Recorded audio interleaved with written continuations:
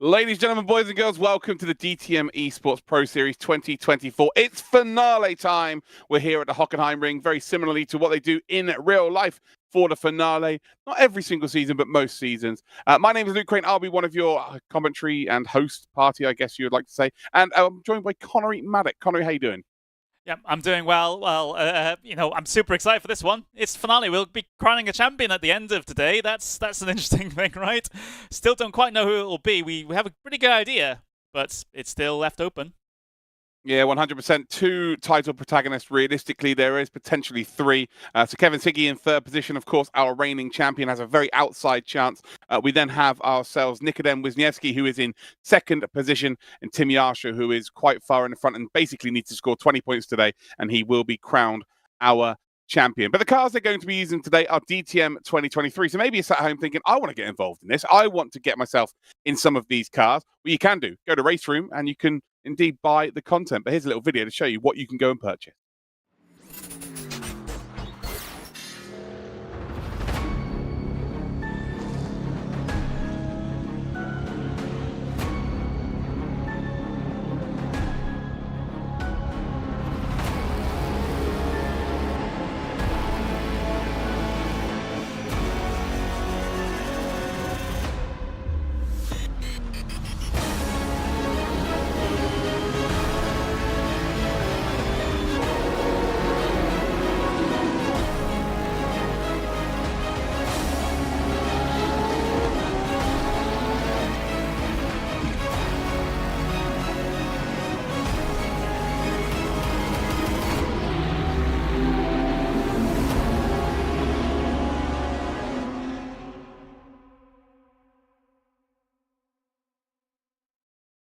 So there you go, guys. It is available in the RaceRoom sim right now. So go get yourself involved. And maybe you've not even ever tried RaceRoom. There's lots of free base content. It's not a subscription-based service. You can just literally download the sim and get yourself involved in some of their ranked events right now. So head to raceroom.com. Right. It's all about today, Connery. Of course, like I've just mentioned, three drivers with the potential of winning this championship. It's more than likely between two.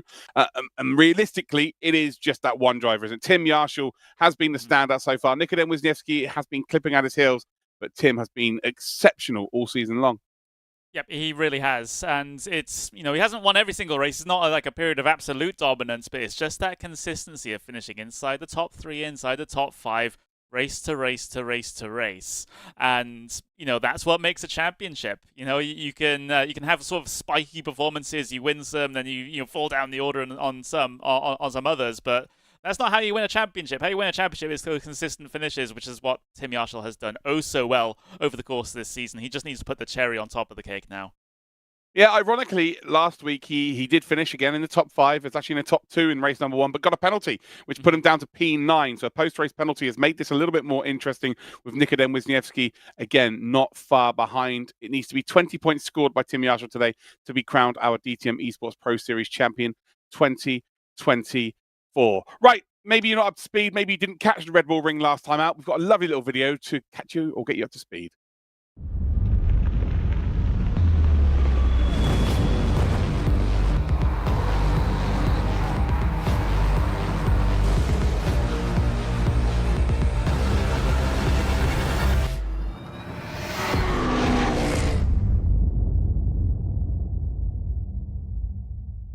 So let me go then. It is indeed round 5 kickoff here. And well, as we head up towards turn number 1, it's a very good start from Enzo Benito. And actually, he might have just got himself ahead of the Porsche of our championship leader, Tim Yarshall. Jakub Brzezinski's got ahead of Kevin Siggy, and he's looking to get ahead then of Tim Yarshall. Up through turn 1 they've come now. We come through the imaginary turn number 2, and the gap for Wisniewski is beautiful. Loving life as we head up towards Remus for the very first time. Tim Yarshall is going to look to make a move there on Enzo Benito. No, he does not. And Kevin Siggy has just gone back up the inside of Jakub Brzezinski. He's up to P4. And now Kevin Siggy's got to do all that work once again. Enzo Benito slowing down the German just in behind him. And he's now got to let Kevin go round the outside. As we come down towards Schlossgold, Enzo's done the job. Kevin's going to go round the outside. And that's why it pays to have a teammate in and around the top with you, because it makes it a little bit easier and you can gain some positions. as we come around the final couple of corners. Nikodem Wisniewski, the form driver in the championship, it is safe to say a couple of bad results has rendered him maybe with a slim chance of winning this championship, but as he crosses the line, that championship chance has just become a little bit bigger. Nikodem Wisniewski then does take P1. Kevin Siggy takes second. Enzo Benito takes third. We're about to go green light racing. It is race 10, round 5 of the DTM eSports Pro Series 2024, and they're almost touching as we're waiting those lights to go green. We are green light racing here, and it's not a good start from either of the front two. And I tell you what, look at this from Marcel Shinshik. Shinshik's going to make it 3, maybe 4 wide. And also there's a red line car getting involved. That's Enzo Benito. Benito runs wide and maybe looking to put a bit of pressure on Tim Yarshall. But that is given the opportunity for Nikodem Wisniewski to get into the lead of this race. And well, we asked the question, could Kevin Siggy, Jeffrey Rietveld, and Nikodem Wisniewski keep this championship alive into next week? Well, Nikodem Wisniewski right now is staring down the barrel of a double win, and well, not just keeping it alive, but with a genuine chance of winning the championship next week at the Hockenheimring. He can't. Krippner has once again scuppered Kevin Siggy, although I think the send here essentially is going to get that job done. But it's a 6.5 second gap now between these and the race leader. Job done. Leonard Krippner, take a bow for your team. That is beautifully done. Still going to maintain an overlap here. It's not quite done just yet. And how do they negotiate coming down on towards the pit lane when they're side by side like this? If any of them decide to do so, as there we go. I think fan out 3 wide, diving down the inside was Jeffrey Rietveld there. It's all a bit chaotic back here. Now it's the 2 Falcon cars that are going wheel to wheel with each other. Whoa, a big amount of confusion there as we're seeing a couple of cars down on towards the pit lane. Wisniewski's come down here. He's got the inside line as we come through turn number 1, of course, with that pit exit. And wow, Nikodem Wisniewski is going to get him, but does anybody else get him? No, he does not. But it wasn't last time round for the last lap. It is this time round for the last lap. Across the line we'll go for Nikodem Wisniewski, the John Cena of the DTM eSports Championship, apart from we can't see him. And he does take the championship into the final races of the season.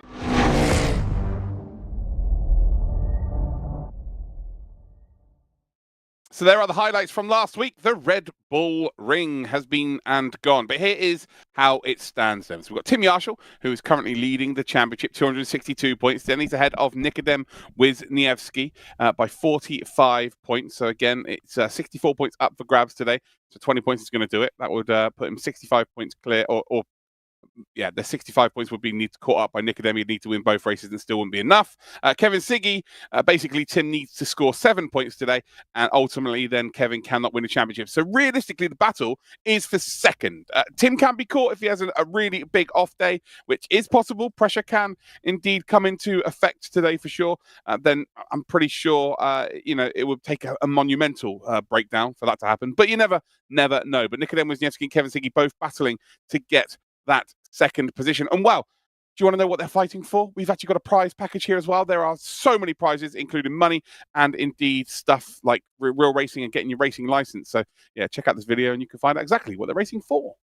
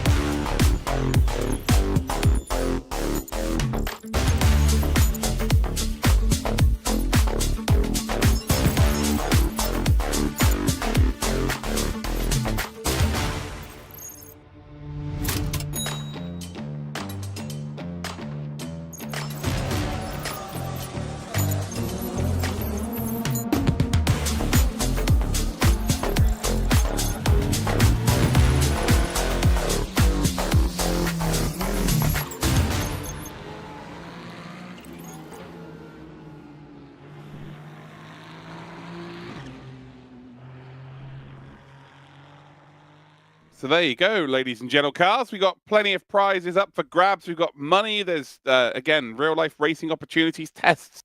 And also you can win a scooter if you're really, really clean. But the way this championship's gone, I'm not sure anybody's got a clean record on that one. So maybe me and Connery are going to get the scooters. That's great, because we've not incurred any penalty points. Great stuff. Right, here's the calendar, which is the best graphic, because basically there's only one round that really means anything, and that is the Hockenheimring. So we've had lots of rings this time around. It's like a telephone ring. But yeah, today is the final one. Of course, it is the 19th of April. Hockenheimring, 2 races for you. Just to explain to you the format today, we've got 2 races. The first qualifying session is 10 minutes long, and then we go into a 20-minute timed race. It's just a sprint race. There's no such thing as pit stops or anything like that, so they're good to go. If you do pit stop, well, that's because your race has not gone very well. And then the second race is 8 minutes of qualification, and then we head into a 30-minute timed race with a pit stop in the middle, so a mandatory stop where you have to change all 4 tyres. That will open at 7.5 minutes, and then it will close with 7.5 minutes to go. Right, Connery, are you excited for this? Are you ready for this? Because I certainly am not. This is going to be exciting. I reckon we're going to see some unbelievable action today. Yeah, I think we are as well. I mean, we've got that big old overtaking opportunity down in towards the, well, that one right there. Convenient auto-director camera shot there. Looking down at the exact hairpin I was just going to talk about. People can make so many lunges down into there. You know, you get that run on the back straight and just sling one down the inside there. And we can see some absolutely amazing battles there. Because, you know, got to be honest, over the course of this season, Luke, we haven't really seen that much in the way of overtaking action. I don't think the tracks necessarily that we've been to have been promoting that all too much, but that is different here at the Hockenheimring. No, you're 100% spot on there. It's not been overtake city, that's for certain, but Hockenheim always lends itself to overtaking, and it's the final round of a championship season. So in real life, basically what that means is that you're probably not going to use that car again, so just chuck it wherever you need to chuck it. And in sim racing terms, well, whatever penalties you incur today will not be added anywhere. So expect anything and everything to happen today, and that's what Tim Yarshall needs to be wary of, because if he gets himself involved in something that he just doesn't need to be involved in, that's what could be the undoing. I think his pace and the way he's been able to deal with things so far, he's golden. I don't think there's going to be anything that can stop him apart from other drivers maybe taking liberties just because it's the final week of the season.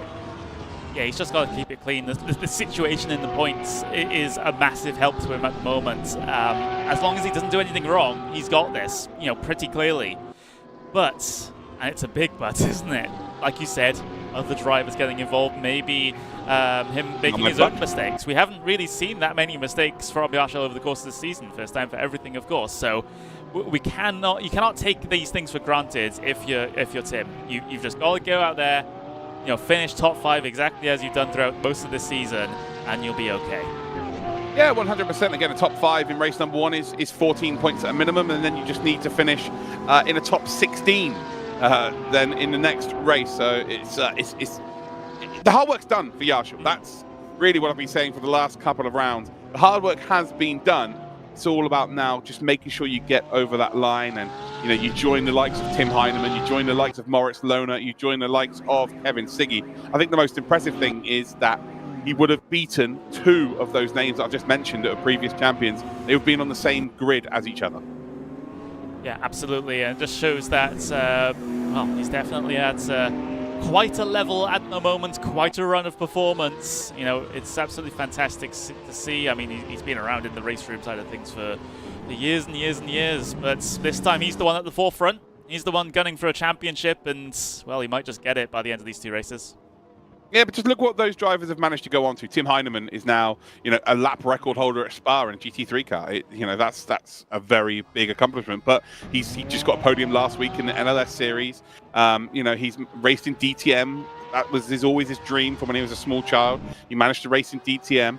He raced in DTM Trophy, a 2-time champion. You've got Moritz Lohner. Moritz Lohner made the transition from sim racing to real racing, raced in DTM Trophy. Just last week he was racing in the LMP3 as well. So he's managed to transition off the back of, you know, such titles as the DTM eSports Championship. Kevin Siggy, you know, DTM is one of the biggest championships he's won, but he's one of the best sim racers in the world. So, you know, winning this championship can take you on to bigger and better things. It is a big opportunity for the likes of Tim Yarshall, maybe even Nikodem Wisniewski. That's the one thing that we do need to factor in here, is Wisniewski has been the form driver in the second half of this season. In terms of his second half results this season, he's managed to get a 3rd, a 1st, a 1st, and a 5th. Tim Yarshall's got a 1st, a 2nd, a 9th, and a 1st. So right now it is Nikodem Wisniewski who is the fastest. You know, he found himself a fair distance behind after having not the greatest of first halves of the season. But he will not go away. He will keep going until the very end. Yeah, he will. He absolutely will. He's got to keep himself in it, right? Because you never know what might happen. You never know what might happen to Tim Yarshall over the course of these 2 races. Wisniewski, he just needs to put himself in the best position possible to try and capitalize if it does happen. He's struggling with this qualifying at the moment because he's had to take the toe back to the starting point about 3 or 4 times already as this session's gone on. So it's tough to get a lap out there. But the other concern for Wisniewski as well is like, well, maybe if you do feel that P1 has gotten a little bit too far away at this stage, there's still the battle for P2, and that is still really, really close between himself, Siggy, and Rietveld. It certainly is. Yeah, there are, there's a test. Obviously we've got a test with the GT4s. We've got a full race weekend, haven't we, in the Touring Wagon Championship as well. Your race licenses on the line. You need to finish in the top 3 to get the big prizes. So, yeah, between those 3 drivers, I think you're going to find that Jeffrey's going to do everything in his power to help Kevin out today. That's kind of just, the nature of the beast when it comes to teammates. If one of your teammates is ahead in the championship, you kind of just got to help them out. They've done the work to get there during the season. And I think it would have been, roles reversed. It would have been exactly the same. Maybe Enzo could be, a spanner in the works for the other drivers and help out either of those drivers. For Tim, there's a big issue here because his teammates haven't really been in and amongst him. Last week, he got massive help from Leonard Krippner, but other than that, he hasn't really had anybody up there with him. Very similarly to Nick and Wisniewski, they've managed to do this on their own. Big surprise, though. Mad Dog Marco Pajic, P1, and Moritz Lohner, P2. And this is good for Tim Yarshall. Why? Because they're taking points away from Wisniewski and Kevin Siggy, who effectively both need to win both races if they've got a chance of winning this championship. Absolutely. So that's great to see here. I'm seeing a bit of weirdness on the tower as we have 2 Ilhan Yujovskis apparently, but there we go. But Wisniewski heading his way through towards the back end of the lap now, coming through that S's section. It's not been the greatest of laps so far, but at least he's going to get one on the board, and we'll have to see how things go as we see head out the final corner across the start-finish line in just a couple of moments' time. Puts him up into P2. Great banker lap for Wisniewski. Great to see Pajic towards the top of the order. Like you said, the BMWs have really been, well, for a word, struggling in terms of the balance of performance this season. So it's good to see them at least, a couple of them towards the front. Yeah, no, certainly not been the greatest for the Beamers, that's for certain. We've had a BMW win the DTM Championship in real life at the Hockenheimring with Sheldon van der Linde last season. More, I guess, appropriately, sorry, not last season, the season before. Last season it was a Porsche, which has been the dominant force across the entire season, to be completely honest, here in our DTM eSports Championship. But it is a Beamer on the sharp end here. 400s clear, 600s then clear of Moritz Lohner, and Isaac Price, who we're on board with right now, is absolutely flying as we come through the final couple of corners. And when he next does a lap here, can we go on board with him, Connery? Because I'm going to take you for a whole lap of Hockenheimring. Across the line he goes. Does he improve on his time? He does. P2 onto the front row of the grid. Absolutely. Do you want to do the onboard with Price as well, or? Yeah, let's do it. Doing on board with Mr. Isaac Price and round the final couple of corners. And we will venture around the Hockenheimring. Here we go then, across the start-finish line, the biggest bottle of oil ever on top of the pit spot or the timing tower to the right-hand side across the start-finish line. It is huge, it is real as well, as we come through turn number 1, which is the Nord curve. And now, well, he starts again, so that's always handy when drivers do that. So it would be a good idea if they didn't bottle turn number 1, which would make my job a little bit easier. Let's try a second time, and if not, then we'll never give Isaac Price the chance again to do this. So around the final corner we go, and across the start-finish line we go. On the right-hand side, the biggest bottle of oil ever on the timing tower. It is real, I can tell you that right now. Through turn number 1 we will go. A little bit of understeer there on the exit, but manages to get it tucked in pretty nicely as we head down now towards turn number 2. This is a very short section of 3 corners. You've got the first one there, the right-hander, and you've got the second one, which is the left-hander, and then the third one, which is coming up right now, which is Parabolica. This is a massive sweeping left-hander. It's flat out. This will open up to be the best overtaking opportunity. I think in the first couple laps we might see this go 3, even 4 wide down towards this hairpin. It's such a harsh braking zone. If you're on the brakes there, just the curve appears on the left-hand side of your screen. A bit of a wide entry there. He's trying to maximize his speed on the exit, which seems to be working out pretty well, although he's a little bit down on his time. Now we're coming up towards turn number 7, and we're heading into the Mercedes Stadium section for the first time on this lap, then sweeping through the left-hander, bouncing over the turn number 8 through number 9 and now in towards turn number 10, and he's going to back out of this lap as well. So we're never going to get a lap of Isaac Price ever again, and that will be it. I'm never going to trust him again. Never going to trust him again.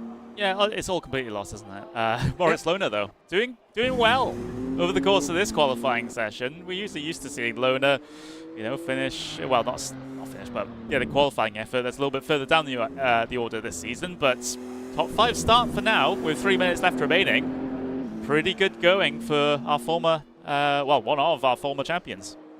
Yeah, certainly. He is, of course, he's won the championship. That is massive. What he's gone on to do since then is quite remarkable. He only got given a test in the DTM trophy, 4 years ago now, and then he was offered a seat for the first round of the season at Monza, I think it was back then, and he performed exceptionally well, and then they gave him a full season, and he ended up racing for 2 full seasons in the end. So very impressive to see Moritz Lohner doing what he has done. He's obviously now moved to the esports organization of Mouse, and yeah, he's kind of the poster boy, if you like. That's a wrong word, really, although he's sporting a beautiful tash recently. But yeah, he's kind of the face of the organization, I would say, between him and Benneker, which is a little bit more responsibility on his shoulders, I'd say, but he's dealing with that relatively well, and it's nice to see that livery, the Mouse livery, taking part in the DTM eSports, and they're taking part in many of the sim racing championships out there now, which is fantastic to see. But Moritz, a little bit down on his time, as you can see there, 700ths, nearly 800ths of a second down on his time.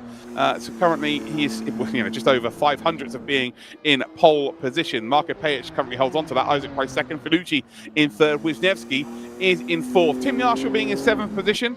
He's not going to be too worried about this because Nicodem again has to win both races. So seeing Nicodem down in 4th spot, he's not going to be panicking. I say he's not going to be panicking. He's actually going fast as he's been so far before. As Isaac Price has gone up to P1, so we actually do disappear off of him. We don't get to see a full lap from Isaac Price. And well, in that moment, he goes pole. Moritz Lohner has gone up to 3rd position. It's one of the longest tracks on the calendar, and it's probably the closest qualifying so far. Right now, we've got 17 drivers under 2 tenths separating them. Absolutely ridiculous, as the middle sector for Tim is not great, although he's still about 400ths of a second up. Final couple of corners then for Tim. And that's a bit of a mistake there. I'm not sure this is going to be any quicker. Yeah, just hit the curb awkwardly through the second to last corner. Now coming across the line. P7 for Tim Yarshall. This will be his last effort. Oh! Well, it wasn't enough of a mistake, it seems, there, Luke, as he goes P3. No, yeah, it looked like it was a real bad mistake in the final sector, but it turns out it was perfect. He moves up into 3rd position.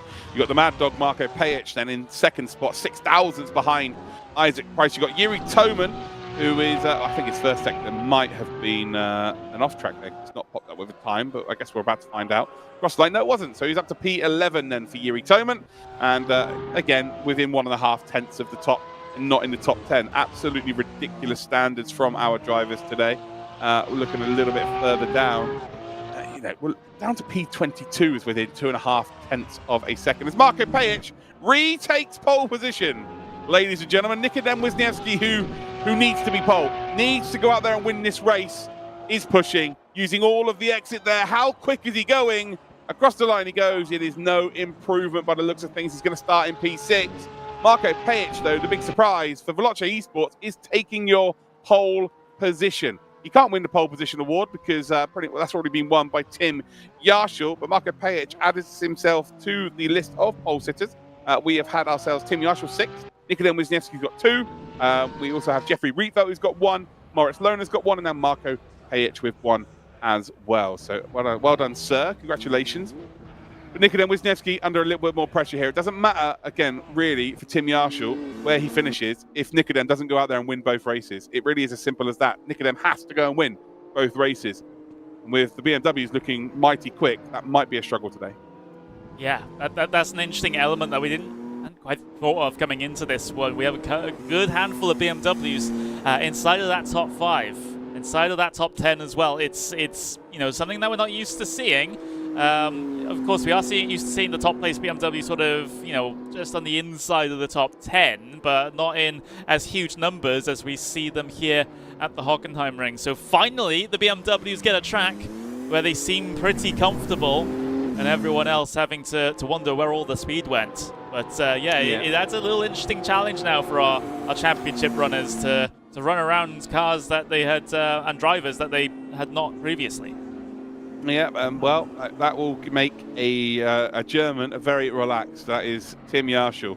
You'd be very relaxed thinking, I don't need to do as much as I thought I needed to do. We've got other cars that are going to take points away from the likes of Nikodem and Kevin Siggy.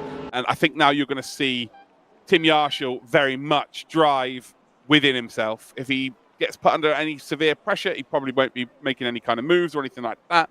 So expect Tim Yarschel to not really figure in today's action, to be honest with you. I know that sounds crazy there, Connery, but I just think he keeps himself out of trouble. He's already done the hard work. He leads by 47 points, 64 points on offer. So, yeah, I think he's pretty much done what he needs to do. Yeah, I think so too. But there is that, single-digit % chance that we might be talking about a different situation at the end of today. And that is definitely worth watching for, let me tell you that. If you also feel that P1 is, kind of signed, sealed, and delivered, well, you'll still want to pay attention to the battle for P2 in the championship as well. Nick Wisniewski, Siggy, Rietveld, all going to be squabbling over that position as they get ready here for their rolling starts. We have to do a full base lap. Kevin Siggy starting down in P13. That is not helpful for him in the slightest because he needs to finish ahead of Nikodem Wisniewski. The gap between them is only it's 13 points. So 13 points between them. And Kevin basically cannot afford to finish behind Nikodem in the first race. It's going to be some journey, and there's no pit stops here in terms of strategy. It is all about sprinting your way to the finish of this. And we've got ourselves a formation lap here. Of course, we're partnered with Cupra, just like the real DTM series. Nice to see a pace car or a safety car in our championship. First time ever on RaceRoom as well. So thank you to Cupra for getting themselves involved. Thank you to DTM for bringing realism to the series. Heading then down through Parabolica.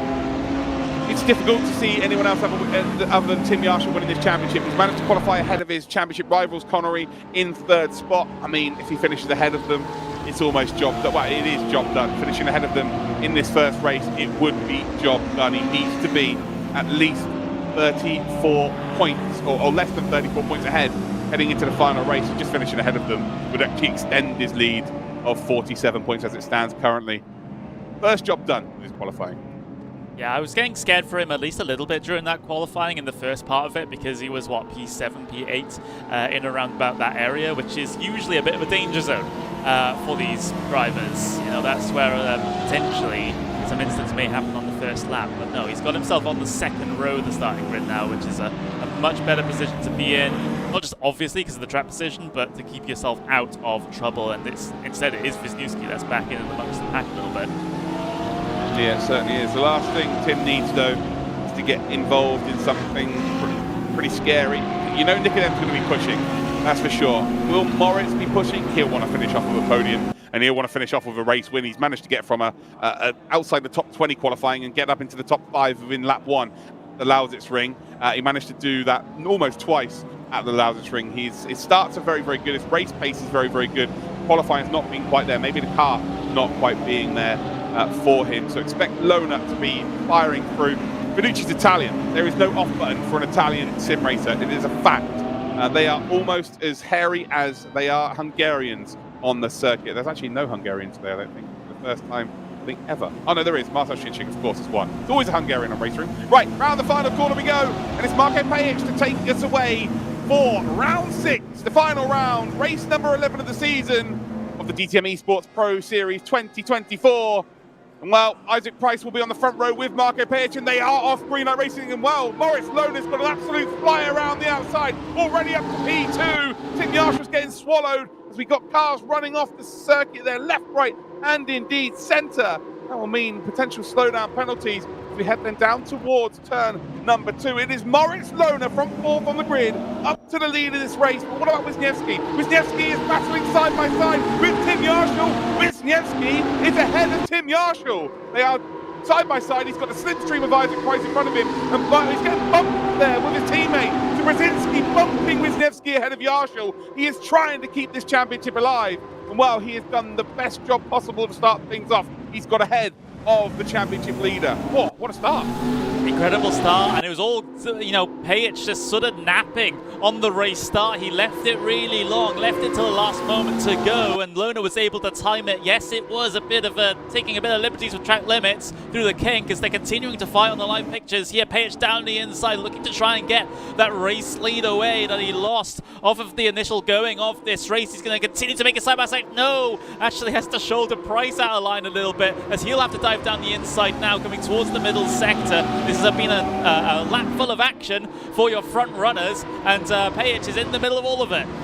Oh, Nicodem's going to sweep around the outside here. There's contact between him and Marco Pejich. Marco not leaving the room, but by the time we come to the last couple of corners, it will be Nikodem Wisniewski up into P3, and you can bet your bottom dollar that as soon as Isaac Price is under pressure, he will be letting Nikodem go through, try and attack Moritz Lona. So Tim Yarshall, it was all plain sailing to start things off. He's currently in P6. He's got 12 points if he is to finish there. But ultimately, you know, in the second race, he would then only need to finish in the top 14. But Nikodem Wisniewski is making a fight of this. Beautiful stuff. Yeah, he is down the inside. Is Brzezinski in the other G2 eSports Porsche as Pejich, well, after that great qualifying, it looks like he's had a bit of a nightmare of a first lap and a quarter at this point as that Porsche dips back inside the slipstream of the BMW on the way down in towards the hairpin here, side by side between the G2 cars at the front as well. And it's exactly as you said, Luke, Wisniewski is being left by Isaac Price as Pejich still tries to hold position. Look at Leon Rudinger. Rudinger now the next driver to try and get ahead of Tim Yarshall. Has got his nose ahead and actually has got his full car ahead then. So Yarshall backing out of that. Are we going to see the likes of Jacob Brzezinski potentially try and slow Yarshall down and back him into the pack a bit more? That might be a factor here. Although he's battling with Marco Pejich. If he was going to do that, he would probably given up that position as early as he possibly could. You got now Dominic Blyer, the Williams car, also trying to get involved. Tim Yarshall now retakes the top 6 from Leon Rudinger. Rudinger there nearly running off circuit. The BMW is going to try and hang it round the outside. Oh, Tim Yarshall's off! Tim Yarshall into the grapple. Oh, big drama here, ladies and gentlemen, as Kevin Singer gets by. I think Jack Heathley's maybe going to get by here as well. Tim Yarshall now being in P12, only going to get 6 points, meaning he needs to finish in 10th in the second race if Nikodem is to go out here and win at the Hockenheimring. But again, by my mathematics, if Nikodem finishes in second here, Tim would then only need to finish, he'd need to finish 8th position. So Tim, under a bit of pressure, has got involved in stuff that he shouldn't be getting involved in, and ultimately now is in P12. He's still got a massive lead in this championship, but Nikodem is making some fight for this. Look, that was exactly what we feared. If Yarshall had any form of issues with other drivers over the course of this race, then that's one way he could lose this championship. And I'm not saying it's not quite that bad just yet, but you can see how these things can easily happen. If the repeat happens in race 2 now, it's completely done for as well. There's a bit of a situation further up the order in towards the hairpin there involving Pejich as we see Rudinger going side by side, having to drop back down in line, try and make this a little bit of an opportunity in towards turn number 8 at Mercedes, but not quite going to get things happening there. But yeah, Luke, this is critical now, critical for Yarshall. He doesn't fall any further back, and you make sure that he has a clean race too, because otherwise Wisniewski's going to steal this from under his nose. Yeah, 100%. So, yeah, as it stands, the gap between the two, and I'm doing live points myself here, so this could be massively wrong, guys. Okay, but my small brain, it's 31 points difference going into the next one. If it stays as it is 31 points. So I'll try and keep that updated as we go through the next couple of races. So, you know, might affect the commentary a touch. We're going to try and give you the full picture throughout the race day. You see in the background there, that looks like it was Marcel Schincik behind Yuri Toman, just trying to get a bit of clear air. Moritz Lona, by the way, is just off into the distance here. 1.5 seconds is the advantage. Is there a world where that Porsche catches up? There's one driver that doesn't I nearly swore there, doesn't care. That would be the first time ever I've actually been sworn at real Porsche. I didn't. But he doesn't care. He has got no cares in the world, so you can imagine what I was about to say. On the championship, he doesn't care whether Nikodem Wisniewski wins it or Tim Yarshall wins it. I guess maybe A fellow German winning it would be nice for him, but I'm pretty sure he doesn't really have too many cares about that situation. So yeah, he will just go out there and try and get the best results he can. Tim Yarshall, by the way, might have just moved up a position, battling with Kevin Siggy. They went side by side through the hairpin, but I think Kevin was just about kept the car ahead. He's got the inside line. It's very minimal between the two of them. Tim Yarshall trying to keep that overlap as we come down towards the Mercedes Stadium section. A big dive down the inside, and Kevin holds on. Brilliant racing from both of them. And actually, if anything, this has now put him under a bit more pressure from Jack Keithley in at number 99, who coincidentally has the fastest lap of today's race. Yeah, Siggy kept the performance under the car, kept the momentum around the outside and is able to get clear by the time they got off the corner to keep himself ahead of your current championship leader. But yeah, this is a sketchy, nervous situation now for Tim Yarshall. Of course, still has an okay buffer, but certainly not as significant as it otherwise would have been going into the second race if the order from the qualifying had been maintained. But yeah, this is he's got to maybe take a lap or two just to calm down a little bit and gain a little bit of a bigger perspective on things. Yeah, to put into context, if we were to go to our second race and the exact same was to happen, we had one little mishap where he ended up in P12, and Nikodem was to win the race, he would only win the championship by 1 point. So this is how quickly it can change. He's going to go into the second race of today with still a massive healthy lead, but Wisniewski is doing everything he can to basically make it difficult. You see Jack Keithley there, he's grimacing. He head down towards the braking zone for the hairpin. Again, with that fastest lap of the race, seems like his race pace is very quick indeed, very close up and under that rear wing of the Porsche in front of our championship leader. There's Moritz Lohner that leads away from fourth up to first position. I predicted he was going to do pretty well off the start, and he's done well, exceptionally well off the start, looking to finish off the season with a bang and a P1. And he's the one really that's not helping Nikodem. Nikodem being in P2, a 4-point loss effectively. He would be on 24 points if he won the race, but he's only going to get 20. So again, as it stands, I think the points are 68 points for Tim Yarshall in the lead of this championship. If it was to finish as it is, it's 237 points for Nikodem Wisniewski. So the gap is 31. In race 2, it is 40 points for a race win, 34 for P2, and for third, it is 13 points. That's how tight it is. Yeah, incredible stuff as we see the Porsche of Yarshall in front of Keithley right there. Keithley's not quite been able to hang on to the back here and cause Yarshall any problems in terms of pressure, as you see Keithley actually extending the track limits through turn 1 quite a bit there. They do have to be pretty careful with that unless they draw the attention of the stewards. Yeah, no, yeah. You're not supposed to go beyond that white line, but in the Hockenheimring is very difficult not to do so. Very quick turn number 1. There is the gap between P1 and P2. It is a trio, by the way, of P2 eSports cars. You've got Nikodem Wisniewski, Isaac Price, and you've got Jakub Brzezinski.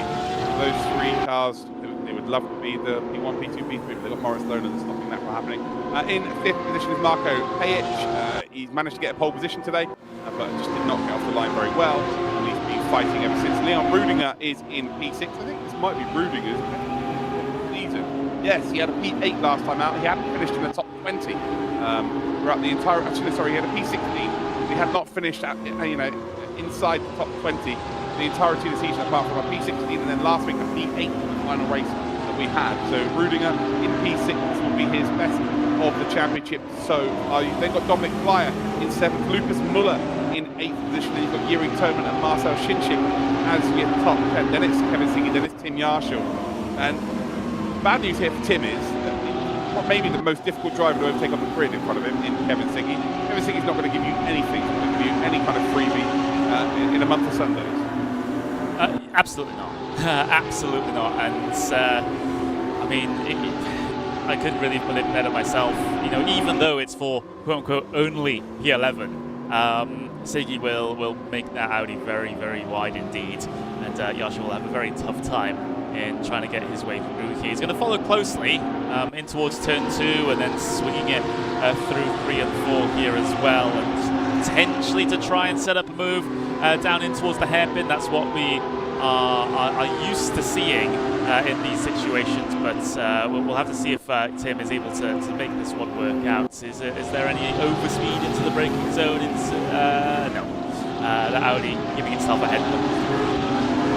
K-Sepper, how you doing? Welcome to the stream. And again, if you are watching, let me know where you're watching from. I'll just say hello. I'll try and give you a shout out during this finale of the DTM eSports 2024. See a picture move being made up the order here. This is Kevin Siggy on Marcel Shinchik. Marcel Shinchik gets all over the curves there. I think Tim Yarshall's going to try and follow him through. I think Tim Yarshall, well, he's going to make him take off the track. He won't be able to keep hold of that. Even if he did make that move there, he would be giving it back. But Kevin Siggy taking full advantage of Marcel Shinchik making a slight error. He just cannot get that grip down on the curve. And Tim Yarshall trying to follow him through. All of a sudden, he's got Jack Keithley right up in behind him. More importantly for Kevin Siggy, and maybe even Nikodem Wisniewski, Enzo Benito, Team Redline driver, maybe going to try and get up ahead of Tim Yarshall and help his teammate out. It's Kevin Siggy, well, it's almost impossible to win the championship. He needs as many positions between him and Tim as possible. Absolutely, and of course, you know, you still got the situation with P2 in the championship between Wisniewski and Siggy, which will significantly widen at the end of this race if the current results stand in about 5.5 minutes time. But either way, yeah, you still want to maybe relieve some pressure off of Siggy's shoulders here and try and get through some of these cars and try and get be there as support, you know, with the help in behind. But right now, that's not the reality that they have, and they're just having to settle for it as we have that one big old single file line in these battle packs. And you can just see how much Lona is stretching his legs at the front of the field. It's actually quite admirable. Tim Yarshall has got involved somewhere here. Jack Keithley's now ahead of him. So is Jeffrey Greenville, so is Enzo Benito. Oh no. So right now, Tim Yarshall's dropped down 3 positions in 1, and this is where the pressure comes in. You cannot afford, though, to get involved still. You cannot afford to gain any penalties. But Tim Yarshall, all of a sudden, for the first time in what is 11 races, is under some severe pressure. So he's had a little bit of an altercation there with Jack Keithley, and he's now dropped down into P15. So right now, he's only scoring 3 points. So he would be on 265, making this even tighter than it was before. So it's now 28 points between Nikodem and Tim Yarshall going into the final race. It's still a very, very tough task for Nikodem to go out there and win this championship, but it's becoming a possibility. I think that's realistically all we can say here. We didn't think it would be even being able to imagine an opportunity where Nikodem wins this today because of how well Tim's done so far this season, but it is now a possibility. Wisniewski is just hoping that you know, Lona wasn't so quick. I mean, he's got 4 seconds on the rest of the field here at the moment. That E1 would have been so helpful in this situation for the Polish driver, but it is not to be here at the moment. Although I'm seeing that gap come down quite significantly just for a moment there. Maybe it was just a little bit of an issue as they were going through the hairpin there. No, yeah, it's absolutely fine. It scared me there just for a second on the relative timings. Yeah, so Moritz doing a very good job here for Tim Yarshall. So Yarshall just being shuffled down the pack. And do you know what I like about what Yarshall's done today? He hasn't tried to overly fight still, even though he must be panicking inside. He must be panicking all over the place, to be completely honest. And that's, you know, human nature. As I say that, crikey. As I say that, of course, he then decides to outbrake himself slightly. And this is where you just don't want to overheat the tyres. Don't put yourself in a position where you lose even more positions. If he loses 2 more spots, or 3 more, sorry, he would actually be out of the points entirely, meaning that Nikodem would just close the gap by 20 points, making it only 27. So Tim just needs to not race on tilt now, just relax. You know, things aren't going particularly well, but you know, you've had 10 rounds where it has gone well. You've worked hard, you put yourself in a position to take advantage of it today. This is the day where you earn the championship. Win the championship. You've earned the championship over the course of the previous 10 rounds. You can see he's starting to get a little bit stressed. You'd like to think that there's a team member in his ear just going, calm down. You've got a big points deficit. You're good. You're going to be fine, according to Nikodem Wisniewski and indeed Kevin Siggy. Nothing to be worried about right now. The big points race is also the second race, so it's not the end of the world what's happening in this race 1. I'll tell you what, Connery, we needed drama as commentators, and we are absolutely getting it. This is fun. Yeah, absolutely. Maybe not too much fun for Yarshall, but fun for pretty much everyone else, right? That's the situation, and a little bit of a fight for position further up the field. Pajic and Brzezinski having a little bit of a disagreement here as we're coming towards the end of this sprint race, and they're actually absolutely level as they head their way through turn 7, hitting the brakes now in towards turn 8 at Mercedes. Pajic down the inside on the G2 eSports Porsche, a little bit of a door barge as they head their way through there. Looks like Rudiger's going to try and get involved in this as well, but no, Sticks keeps himself behind. But yeah, now there's some changes now in this what we call leading pack minus Lona. Yeah, certainly are. Now you can see Leon Rudiger under pressure from Dominic Blyer. Blyer getting involved. Will be forced to take the outside line though through the Sachs curve, and I think that battle will be over before you know it. So there we go. Leon Rudiger gets back across, and job is a good one. So Brzezinski does fall behind Marco Pajic. Brzezinski still fighting for a top 5 in this championship. Ironically, his teammate Isaac Price is the driver that can take it away from him. The difference between those two in the championship coming into today was 122 points for Jake Brzezinski. Isaac Price is on 113. P5 is getting 14 points, and P3 is getting 18. So it goes down to 9 points. So Brzezinski will still have a 9-point advantage over his teammate for that top 5 in the championship. Yeah, the chances of getting into the top 4 is impossible. Top 4 will be Tim Yarshall, Wisniewski, Siggy, and Rietveld, which is about what order that will be in. Still waiting as 20 seconds left on the clock means this is the final lap that we'll get to run here in race number 1. They're going to all close up on the brakes in towards the hairpin. There's no hopeful lunges into there on the last lap. Maybe we'll see a look or there in towards turn number 8, but is anyone really close enough to be able to make that a possibility? I don't think so. So I think it's going to be a rather, well, tame last lap compared to the laps that we have had in this race. No, 100%. It's been a frantic one. It has been worthy of a finale as we come through the stadium section for the very final time for our first race, our sprint race. We've got a feature race to come as well, which Moritz will be hoping to take a second victory as we round then the final few corners. It looks like the BMW is very, very good on its tyres, as well as being relatively quickly as well. Through the Sud curve then, well, he was a former champion of the DTM eSports, has raced in the DTM program over the last few years, and well, he is once again a DTM eSports winner, Moritz Lohner, with, wow, he's trying to take the best tash in the sim racing business, but we know that belongs to Kevin Siggy. As we come around turn number 1, he does pick up that win. Congratulations to him, congratulations to Mouse as well on their victories. We see cars facing the wrong way, we've got burnouts going off. It's got the final race, ladies and gentlemen. The big story, though, is Nikodem Wisniewski is going to score 20 points, and Tim Yarshall is only going to score 3, meaning when we head to the final round, the gap between them has come down.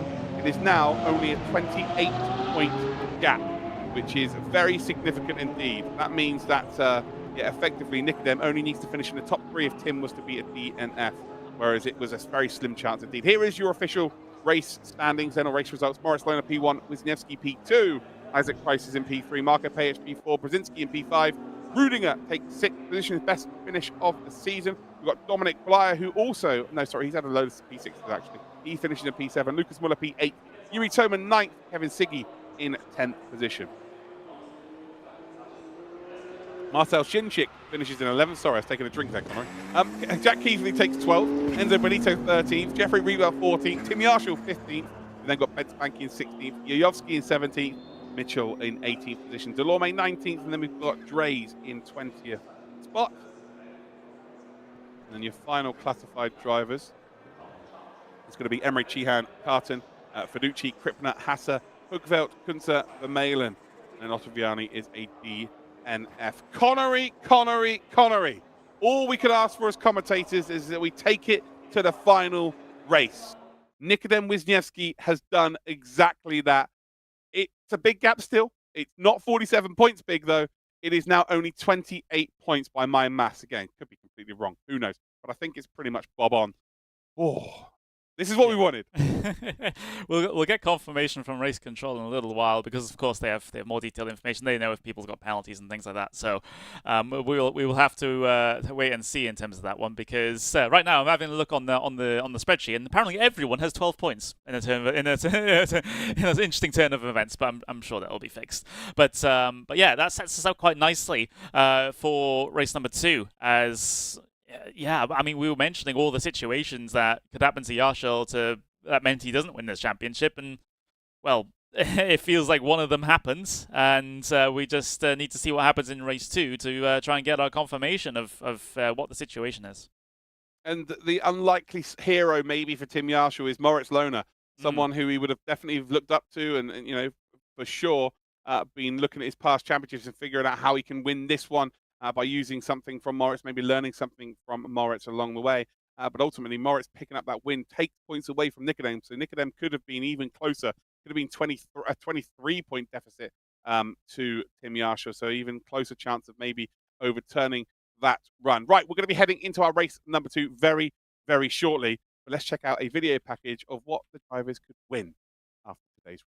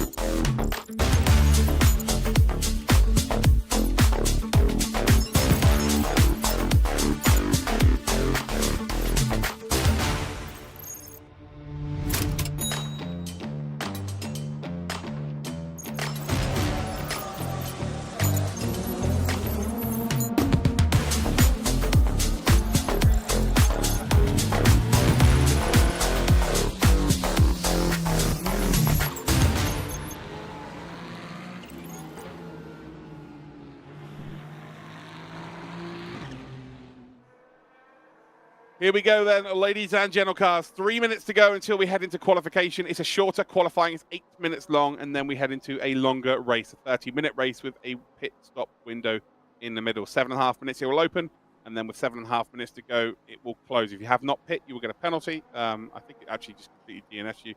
And yeah, you have to change all 4 tyres. It comes down to this. I was 1 point out, so the gap is 29 points between Nicodem Wisniewski and Tim Yarshall. So what that means is, effectively, Tim Yarshall, if he was to DNF, which, of course, we're not wishing anybody on having some ill fortune or anything like that. But if he was to DNF, that means that Nicodem would need to be in the top 3 positions to be our champion. If Nicodem was to win today's race and get 40 points, then it would be needed a P11 to Tim Yarshall. So Nicodem, if he goes out and wins this race, then it will be Tim Yarshall just needing a 11th position or so 11th position is all he would need. If Nicodem was to finish in 2nd position, so he is on 34 points, we then will have a case where he would need to finish, I think, in 16th spot. So that's what needs to happen. Oh, cool. Well, let's have a look, though, at have a look at what we're going to be having today. So, of course, we've had the stream start, we've had Quali 1, we've had Race 1, we've had Quali 2, and we've had race number 2 happening very, very shortly. Let me know where you're watching from around the world. Let me know who you are cheering on. It does come down to this. I've done my maths, and I believe that right now, all Tim Yarshall needs to do is effectively just finish in the top 11. Finishing in the top 11, he is good to go. There's no way anyone could catch him, and the job is done. I think if you'd offered that to Tim Yarshall at the start of the season, he would have absolutely taken that. So, yeah, as much as it might be squeaky bum time for Mr. Yarshall, I think the job is good. And also, I've had a promise today that we're going to talk to Nicodem and we're going to talk to Tim, because I spoke to both of them today about an interview at the end of the broadcast. So we will be able to hear from both of them who've been fighting it out for the championship. Stats time. Everyone loves some stats then. Who's had the most race wins this season? Well, it's actually Nicodem Wisniewski. He's managed to get himself 4 race victories. In terms of top 3s, podiums, the most podiums is Tim Yarshall. He's had 8 podiums this season. In terms of top 5s, Tim Yarshall owns the top 5s as well. And the top 10s, it is Tim Yarshall. Wisniewski's got 10 top 10s. You've got 9 each for Kevin Siggy and Jeffrey Rietveld. In terms of pole positions, the pole position award, it is Tim Yarshall. He's won it. He won himself an Asher steering wheel. So 6 pole positions for him. Nicodem Wisniewski has got himself 2. We had Jeffrey Rietveld get 1 earlier in the season. And Moritz Lohner. And today, Marco Pajic added himself to that list. Maybe we'll get 1 more driver add themselves to that qualifying list very, very shortly indeed. And as for the fastest lap award, we will get that information for you at the end of the broadcast as well. There's a prize for them as well. Here we are then. We're about to go into qualifying. Connery, any predictions here? Who do you think is going to get pole? Well, that's a very good question. We had this the surprise of of Payich getting a good qualifying and unfortunately kind of blundering the start. I think it could be another BMW. It could be Lona this time around. Of course, the qualifying hasn't been ideal over the course of the season. At this track or even at tracks, at tracks previously. But I think he does have the pace to get it here. I don't think a Porsche is going to get pole. I'm just going to put it out.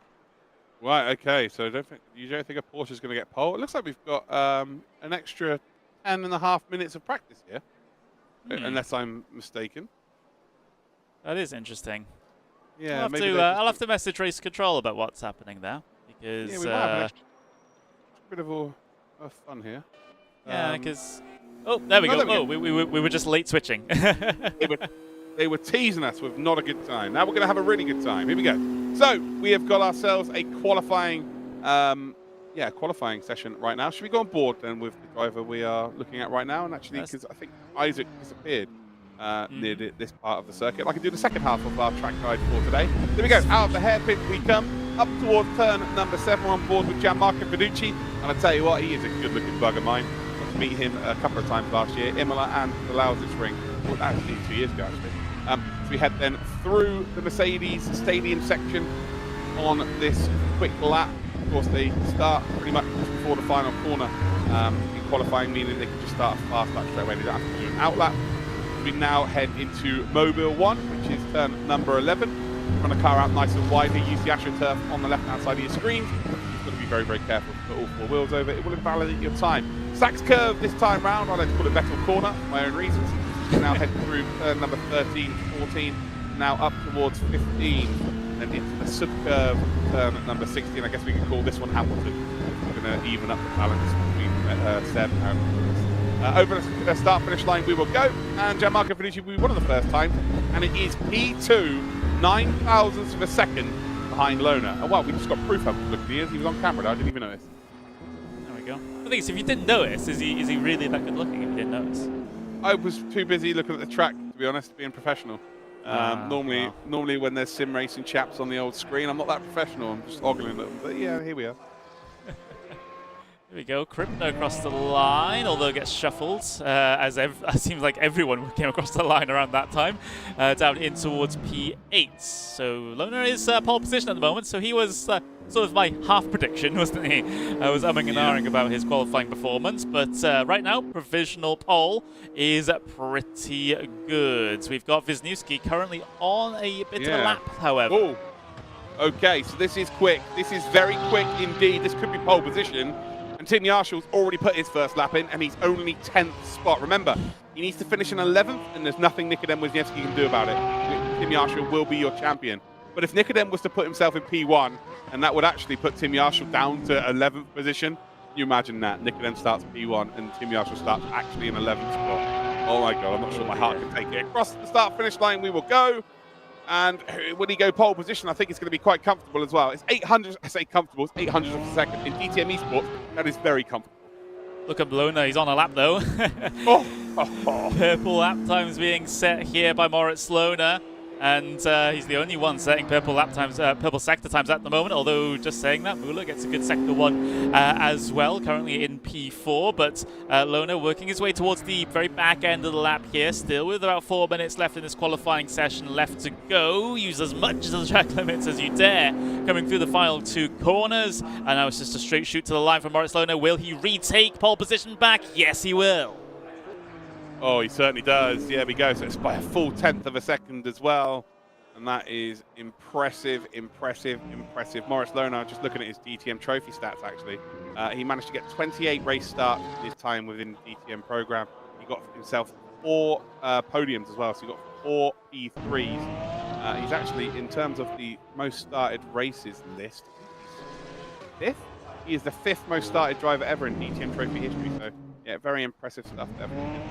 Managing to get himself a fair chunk of points along the way. So actually managed to get himself 151 classified points. That is Moritz Lona in a nutshell. An absolute monster.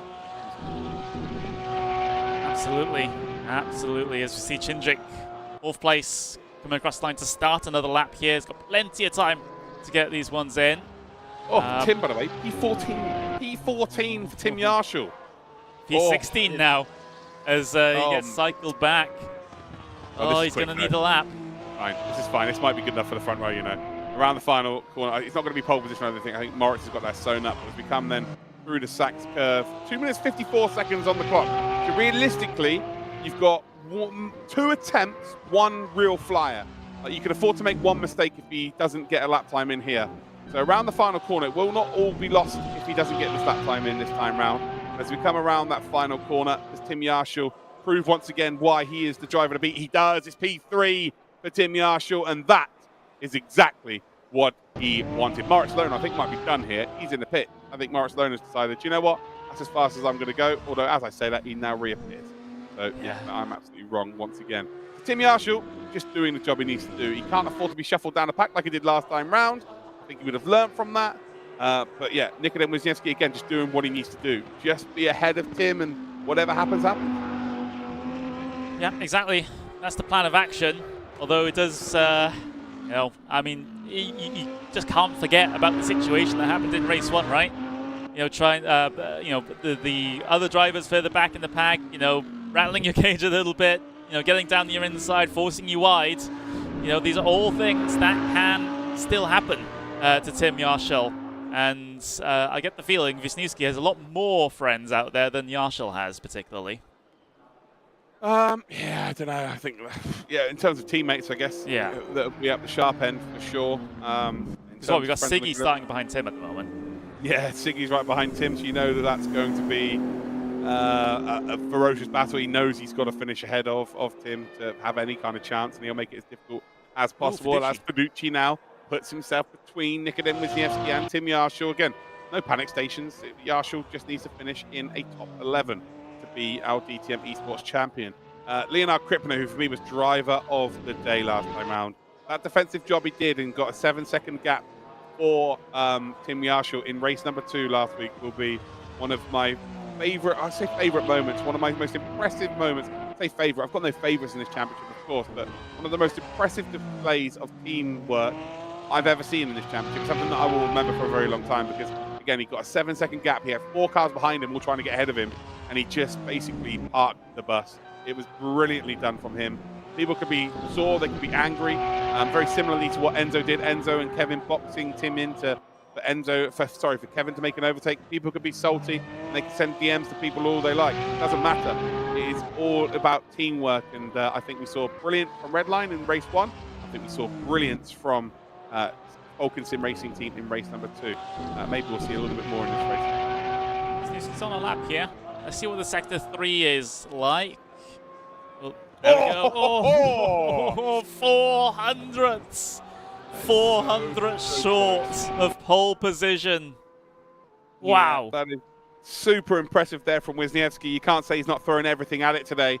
That is for certain. But he's not only having to beat Tim Yarshall, I think he's got Moritz Lohner to basically be not mad at. He will be mad at him, but for sure not being overly happy that Moritz has decided to have an incredible week of racing or weekend of racing. So Nikodem will need to get up into the lead of this race and just hope Tim gets shuffled back and is involved in something out of his power. Nikodem can only go out there and do what he can do. Ultimately, if he doesn't win this championship, he's got to look back at the DNF in round number 2. He's got to look at round number 5 where he finished in P22. Those are the 2 rounds that have lost him this championship. 2 0-point finishes, where Tim Yarshall's worst result of the season is a top 9, which was last time out. But other than that, it was top 5 every single round. So impressive stuff. It comes down to this. So if you've just joined us, guys, Tim Yarshall, who starts P4, needs to finish in the top 11 here, and he will win the championship. And then we've got Nikodem Wisniewski, who needs to finish P1, and he has to hope that Tim Yarshall finishes outside the top 11 for him to become champion. If Nikodem Wisniewski was to finish in 2nd position, he would get 34 points. That would mean that it would be a P16 needed for Tim Yarshall. So hopefully that is helpful for everybody watching at home, but it is down to the final race. Yep, it absolutely is. That's the long and short of it. It's an incredible performance for pretty much everyone over the course of this race so far. And well, actually, hello. We can take a look at our lovely drivers out there, and maybe a sneak peek at the German stream as well. They have an actual studio. Yeah. Spared no expense on the German stream. They don't like us. Fair enough. Yeah, That's fine. yeah, You know, well, it is what it is.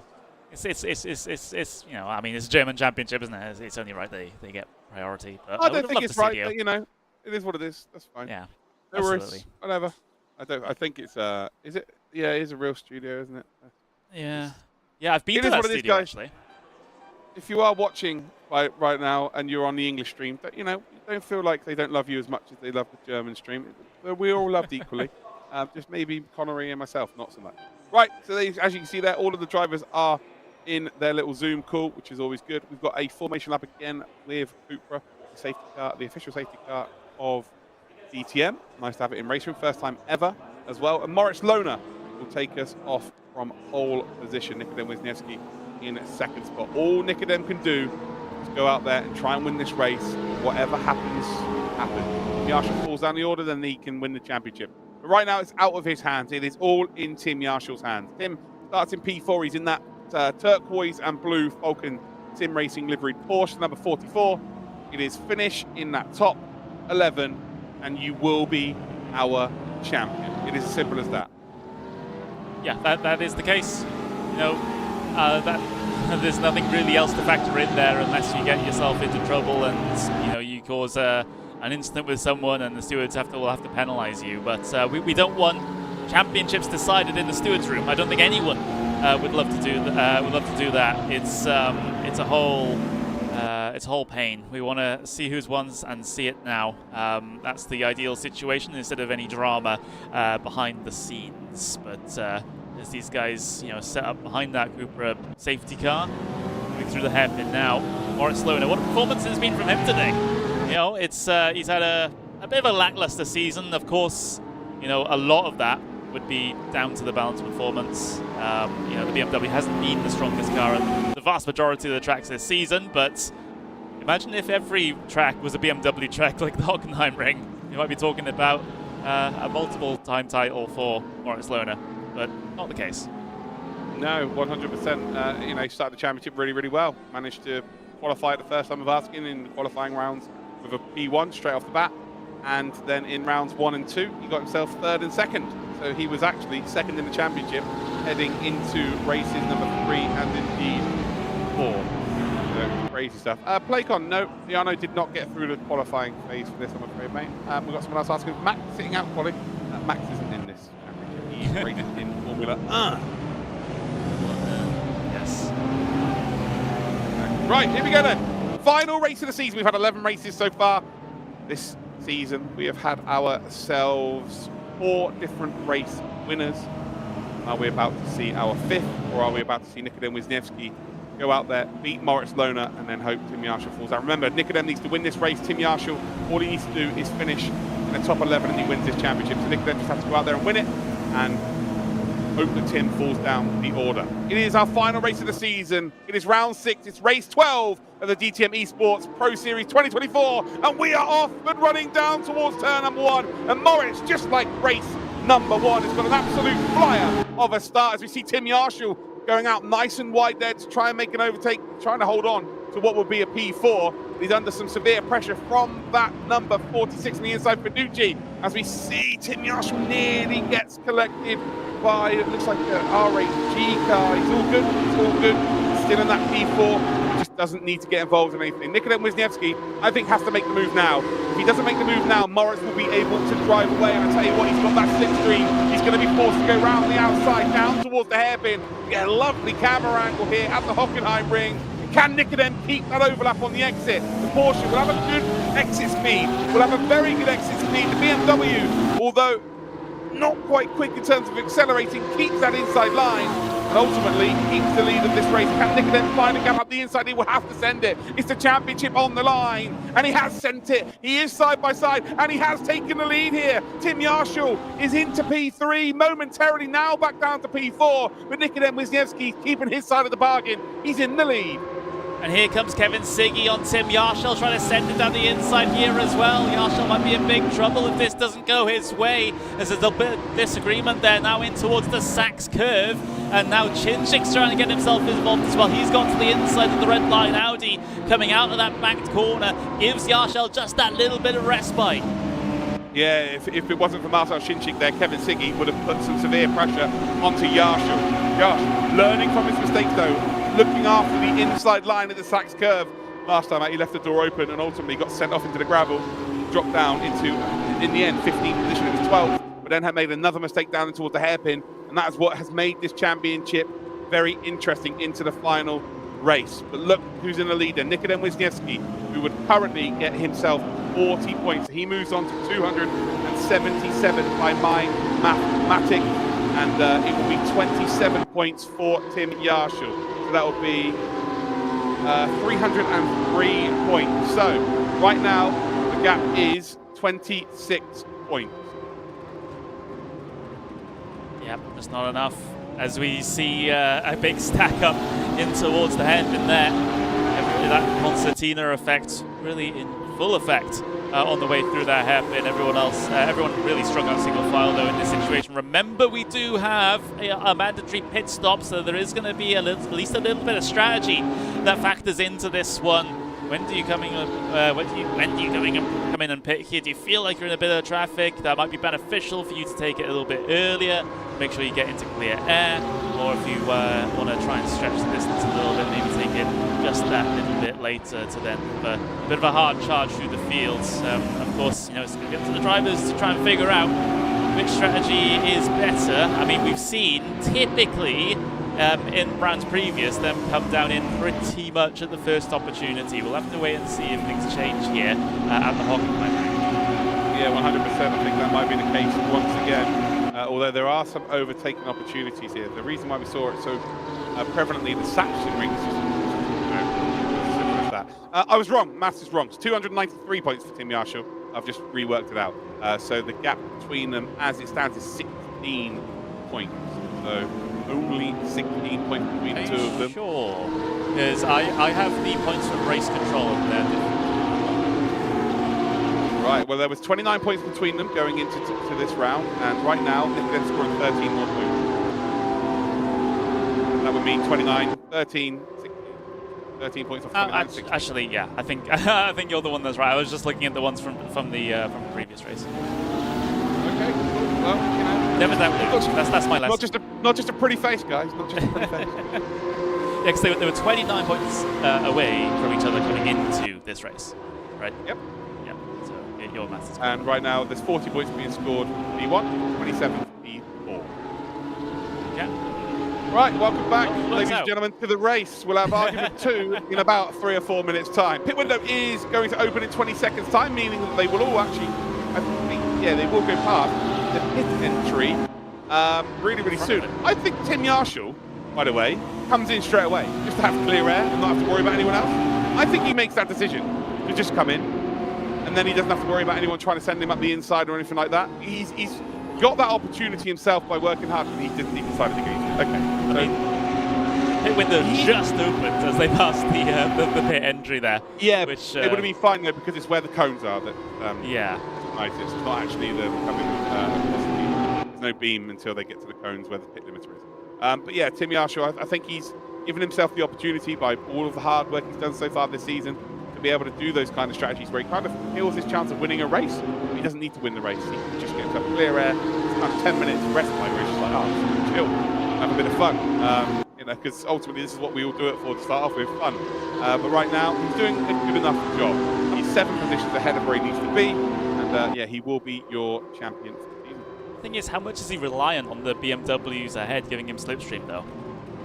Because that's the question. We know the Porsche is not quite the quickest here today. Well, obviously, the evidence to the contrary, of course, but the slipstream from those BMWs is going to be a big help. And if Yarshall is struggling for pace here at the Hockenheimring, as we have seen at some parts of today, then that might be the thing that's saving him from the clutches of Siggy here at the moment. So maybe he doesn't want to pit if the BMWs in front of him don't pit.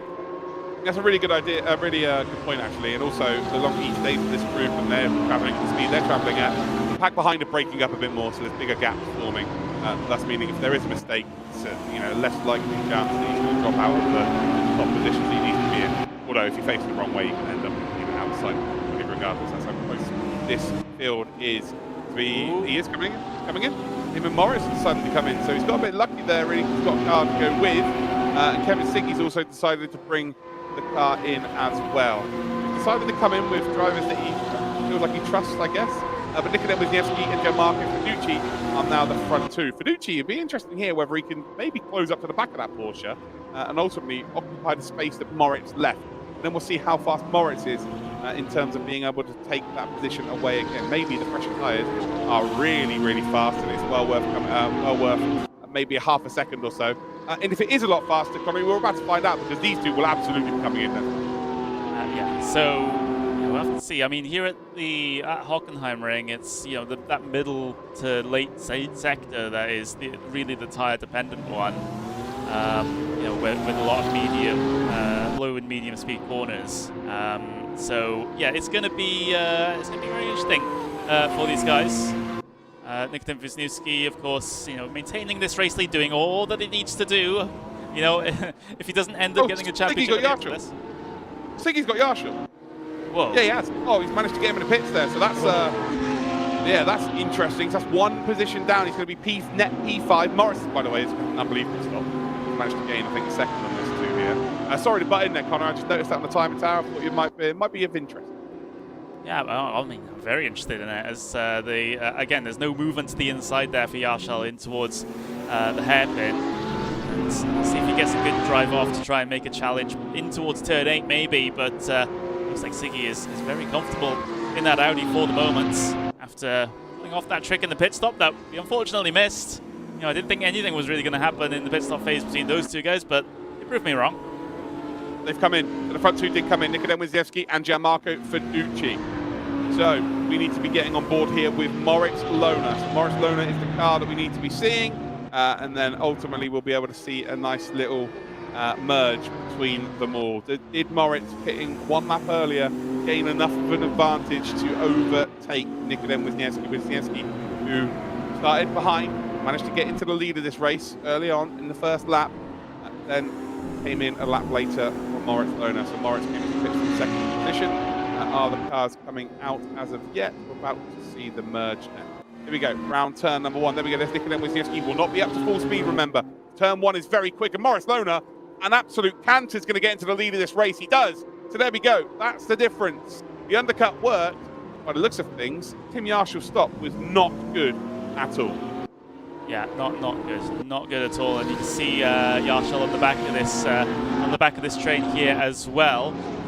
So yeah, not an ideal situation at all. Nikodem Wisniewski needs to go out and win this race, but with a mistake like that, he's not in a position to be able to do so at the moment. Of course, he's passed Moritz Lohner once already in this race. He'll have to do it again. Yeah, he has to do it again. It's as simple as that. And then hope that Tim Yarshall falls into 12th position in some form or fashion. Do you know what? I think Tim being behind Kevin Siggy is actually more beneficial than him being ahead of him. I know that sounds crazy, but I just think him having to worry about... there was a gap between those two, and a gap behind those two, should I say, before the pit stop phase. So I don't think there's any cars to be worried about in terms of pushing them. And he hasn't got the worry of Kevin sending it at any point in this race. So he can just literally stay behind Kevin, not make a mistake, pick up the championship. So yeah, I think being in P5 right now is much more beneficial than being in P4 for Tim Yarshall. Situation. 17 minutes of this thing to go. Not only of this race, but of the entire season as well. We've got a good couple of cars getting to come down on towards the pit lane, so we see Chinchik in at the moment, see where he comes out in relation to all of these drivers, drops down off the jacks. Here we go, as he trundles his way down pit lane. We're still waiting for pit stops from Price, from Rudinger, from Xian, from Banki, from Blyer, from Bringer, from Hochfeld, from Hasse. But where does Chinchik come out in relation to these guys? It looks like it'd be right at the tail end of the pack. Yeah, he's right behind him. He will have fresher tyres on his car of 2 or 1 lap, depending on who he is behind. But Marcel Chinchik then comes out in 14th position. We think it's a net single spot as it stands. So right now, The net leads, Moritz Lohner, Wisniewski in second, Nucci is in third, Kevin Siggy in fourth, Tim Yarshall in fifth, and then Marcel Shinchik is in sixth. But the actual leader of this race is Isaac Price, who's yet to pit stop. Rudinger right in behind him, Sheehan, Bent Banky, Blyer, Poringer, Hugfeld, and Florian Hasser. So they're the only 8 cars that have yet to pit. I'll be very surprised if it isn't decided that they're going to come in this time round. Well, Price decides to come in now, so does Rudiger. A bit of a late decision for him, but there we go. Driving his way down towards the pit lane, getting it stopped for that, or rather getting it slowed down for the pit lane speed limit. And in for the service they will come. Does anyone else in behind come down in? No, Emre Chian decides that he wants at least a lead lap here. No, that's it's always good to have a lead lap, isn't it, under your belt of a major eSports championship. Him, Bent Banky, and Dominic Blyer all battling out for that that honour. I wonder if we might see a potential dive bomb here just to get themselves into the lead at the end of this. Although Bent Banky has led many a race over his time in sim racing. Similarly, Dominic Blyer, and actually same as Emre Chihan, so I'm not sure it's the biggest accolade in the world for them. But it's nice to see these cars in the front, although we are going to see a battle. As we come down towards the hairpin, Bent Banky has decided, you know what, yeah, I fancy getting my BMW in front, the inside line.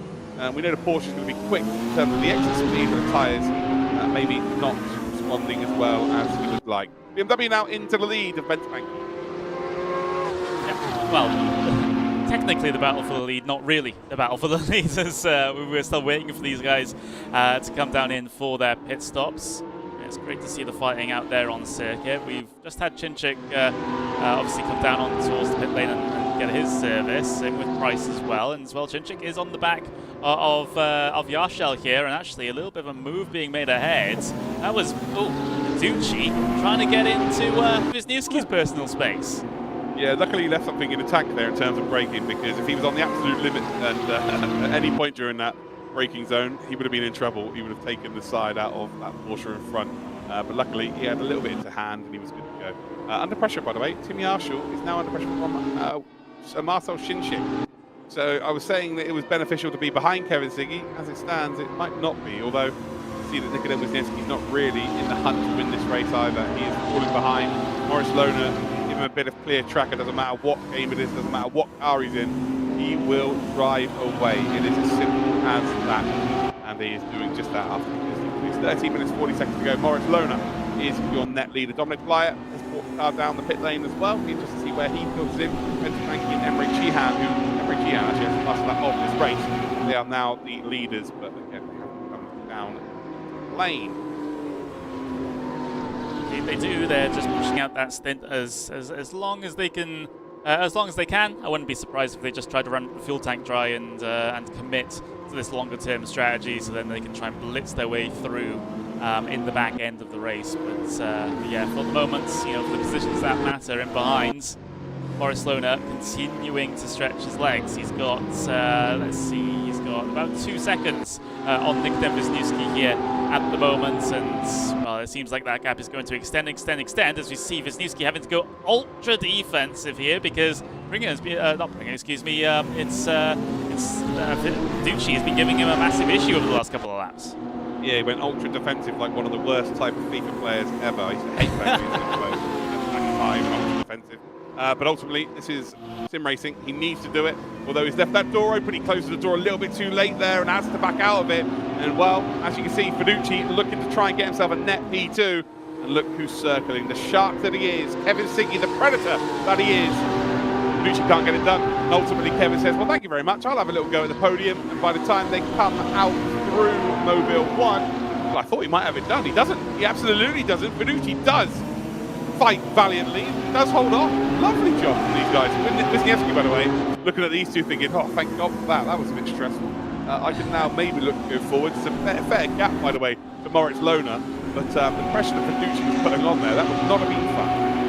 Yeah, it wouldn't have been. I was getting scared for Wisniewski in a sense there on that particular lap, because it did seem like Fiducci was really trying to get at him. But you know, that's the opposite happens sometimes. You go straight from offense to defense, and now there's a red line Audi in your wing mirrors, and that's not usually a very comfortable situation to be in. But you can see further back in the field, it's that little bit of a mistake there from our wonderful championship leader. I think it might have been, so he's going to be under threat from Chinchik down into the hairpin. Yeah, he's just got to defend that inside line. Force Chinchik to make the move. Don't give him a freebie. Don't give him an opportunity to fake. There's a bit of contact coming down towards the braking zone. Chinchik, the outside line again. Yarshul should be golden here, although the over and under being perfected here by Marcel Chinchik. He will have the inside line as we come through turn number 7 down towards that Mercedes Stadium section. Once again on lap number 11. Tim Yarshul has that inside line, but he just doesn't need to be getting involved in stuff like this. Just don't put yourself in a position where you could potentially be taken out. That is the only thing that is going to stop Tim Yarshul being our champion right now. Although, is there any potential for Ben Tabanki? Is there the potential for Emre Cihan to maybe filter in ahead of these guys? No, haven't lost enough time, that's for certain. So right now, if you're Tim Yarshul, this is where you've got to just keep your head level. We should have someone in his ear giving him a reassurance. That's another thing that should be a factor for him, and realise that you've done the hard work. Again, I reiterate, you've done the hard work.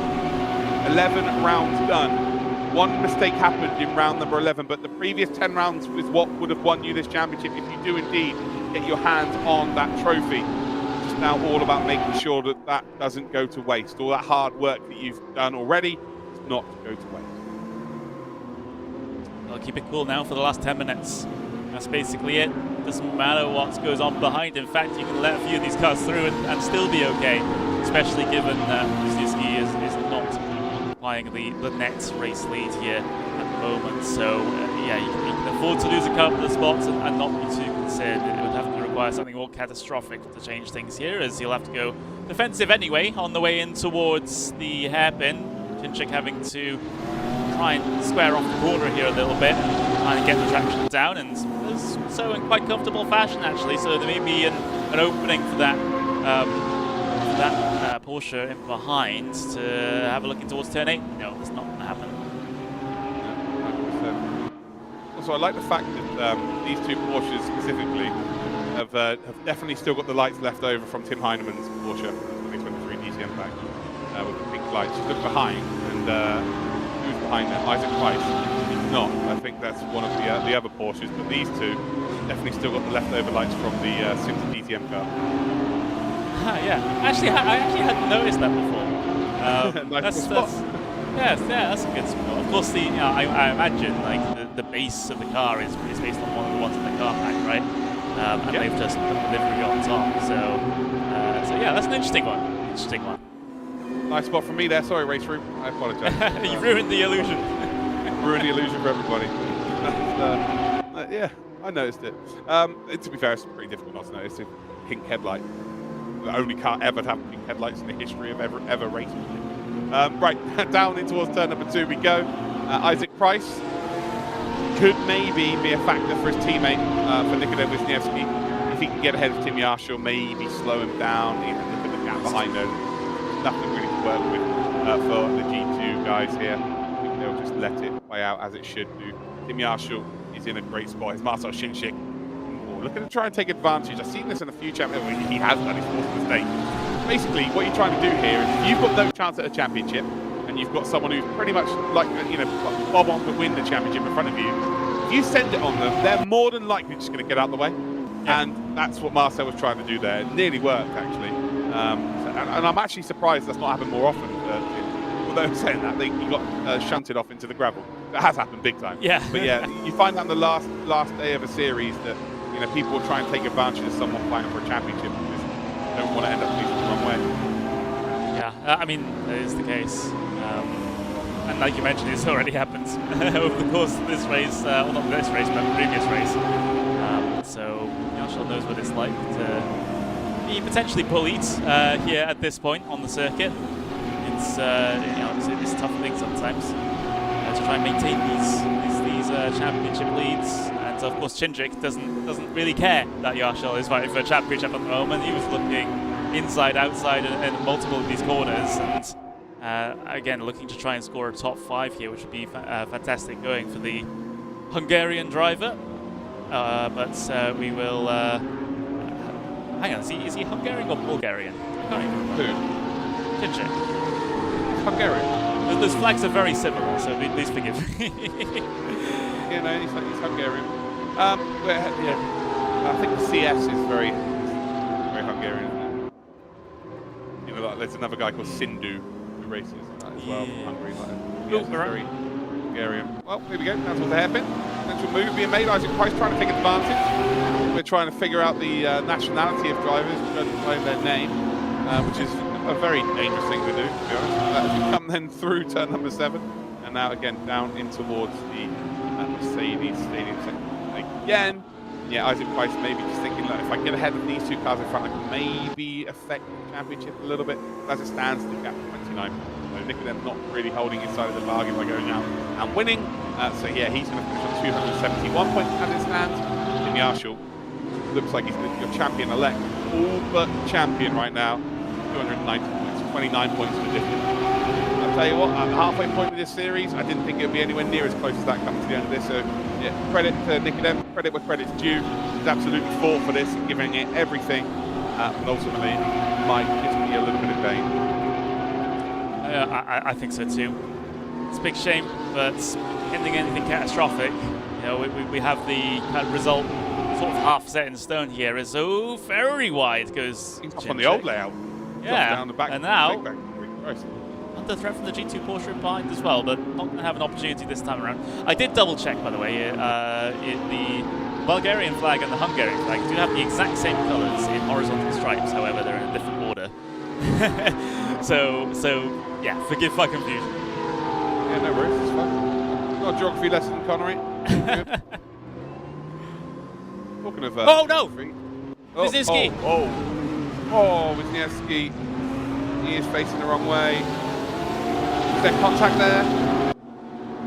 I didn't see exactly what happened there. It caught me off guard a little bit, but this all but seals the championship for Tim Yarshall. And you can see he's now fighting with Leon Rudiger. He'll probably dive this. Leon Rudiger isn't going to make the corner. Sure, he's off into the stadium section now. All the Mercedes fans not going to be happy with BMW being in there with their seats. But ultimately, that is it for. Oh, Marcel Shinchik has let him go. So Marcel Shinchik was battling with. Hold on, no, what's going on here? Was it? No, it was Fiducci that was fighting with Wisniewski. Yeah, I was saying, what's happened to Marcel Shinchik then? Why has he dropped down? There must have been some form of slowdown penalty, maybe. Like, or at least felt like he had to redress something. Well, all of a sudden, Tim Yarshall's now been given a podium spot. So not only is he going to win this championship, but it's going to be by quite a considerable margin. So yeah, he's in a good spot right now. Nikodem Wisniewski currently in 5th position. Let me do some maths, Connery. I'll let you take over while I just figure out exactly the gap. Yeah, well, if there wasn't a billion nails in Wisniewski's championship chances, that will be the final one. But it's just a big shame. Of course, you know, still top 5 in the race. You know, is nothing to sniff at, and of course, you know, P2 in the championship order as well is quite good considering the situation. But you know, given that race 1, you know, there was a glimmer of hope, but that has all been snuffed out now as we see 3 wide in amongst these guys coming down in towards the hairpin. It's Ducci, it's Shinchik, it's Rudiger, are all involved in this one. Just having a little bit of fun at the end here as we also see Brzezinski getting his hands stuck into this as well. Yeah, Brzezinski trying to get ahead of Gianmarco Fiducci. I've just done a little bit of mathematics, and it's 39 points now. The difference, Tim Yarshall just hit the big 300 in terms of points. He's on exactly 300. He's finished in P3, and Nikodem Wisniewski will finish on 261 points. So it was very unlikely that we were going to come to today and see anyone overturn the deficit of what Tim Yarshall has built up during the season. That has proven to be a fact with 2 minutes to go, 2 laps to go of the season, unless something ridiculous happens now. I think even P5 isn't enough for Nikodem, actually. So yeah, it's now time to start singing the praises of the man in P3.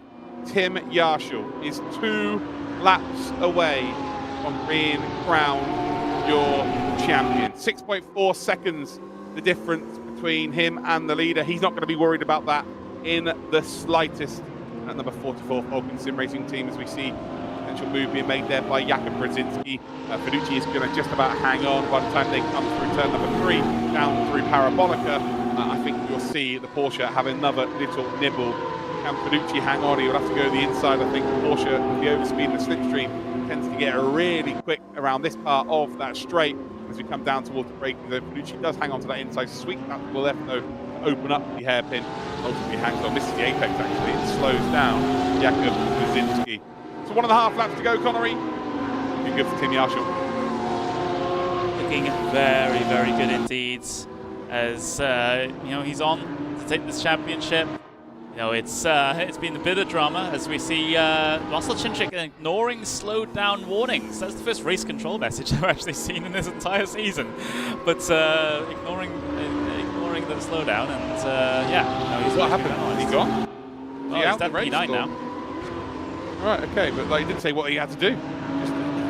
Yeah. I don't know. It's like we could get some out there. Tim Yarshall just took a drink from the drink bottle. Like, I don't know. That doesn't make it's not a lot of relevance there for me, I'm afraid.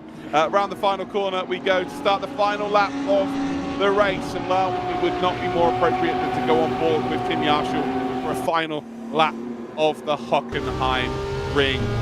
Through turn number 1, we will come the Nord curve for the number 44. All of the hard work done in the previous 10 rounds. Managed to get second in round 1, race 1. Got a P1 in race 2. Race number 3, he was 4th position. Race 4, he was 2nd. In race 5, he managed to top 5 in 5th. Race 6, he managed to get 3rd. Race 7, he got 1st. Second for race number 8. The first time he was outside the top 5 was race number 9. He got 9th position. But he backed that up with a P1 in race number 10. It was P15 in race number 11. He's currently in P3 for race number 12. He's a little bit more calm, he's a little bit more composed this time around. You can tell he was stressed when it came to race number 1 today, because he was shuffled down a pack and he did play into the hands of Nikodem Wisniewski. Wisniewski, who has been, well, for sure, a great partner to race against, a great championship rival to race against, maybe not quite good enough. Down to the Mobile curve for the very final time, and it is now into the stadium section for the very final time. In towards the Sachs curve. How quickly are we going to see that smile appear on that young man's face? He's been around for a long time on the RaceRoom scene without yet really putting a dent into any championships. Never really flirted with a championship, but we come around the final corner, and Tim Yarshall, ladies and gentlemen, will be your DTM eSports 2024 champion. All the hard work was done early in the season. He was put under some severe pressure going into today, but boy, does pressure create diamonds. Tim Yarshall is that diamond, and he is your champion. Congratulations to him. You can see it means the absolute world to him. He's smiling there from ear to ear. And oh boy, has he dealt with pressure well today. An incredible performance, just slaps his wheel. Oh, that's gotta feel so, so good, especially given it wasn't, 100% certain at some points over the course of these 2 races today. It looked in doubt just for a moment as he dropped all his positions in race 1. And but the thing is, he got his qualifying performance done. He got the race 2 podium as well, and looking as happy as a Cheshire cat. Yeah, certainly. He's off there to onto his phone immediately. yeah, to update some sort of status somewhere or text someone. I don't know, probably text his dad or something like that. But ultimately, massively. Sorry, I'm just looking at the monitor there. Massively deserved there from Tim Yarshall. And like I said, Connery, it wasn't really about today. The hard work was done in the previous 10 rounds. We're going to get the official results then. Moritz Lohner with a double race win. We need to have a little chat about Moritz. What a great performance it was today. Again, if he managed to get some better results, or maybe the car was up to scratch for the season, we would maybe be talking about a 2-time champion in Moritz Lohner, but it's not to be the case. Kevin Siggy, quite appropriately, our last 2 champions are P1 and P2 in this final race of the season, and then the new champion is P3. So our last 3 champions are the top 3 in the championship. So yeah, quite a nice little end to the proceedings there. Isaac Price then is in P4. Nikodem Wisniewski gave everything, and we need to give some appreciation to Nikodem, because apart from 2 really odd results, he has been absolutely exceptional this season, so deserves a lot of credit. And also, during the midst of the season, changed teams. So yeah, just before the season started, was getting used to a whole new team environment. It's a fair play to him. Gianmarco Fiducci finishes in P6, gave us some fireworks there. Could have been a podium today, but unfortunately had a little bit of an altercation. Brzezinski finishes P7, Rudinger in P8, Keithley in P9, and Yuri Toman rounds out your top 10.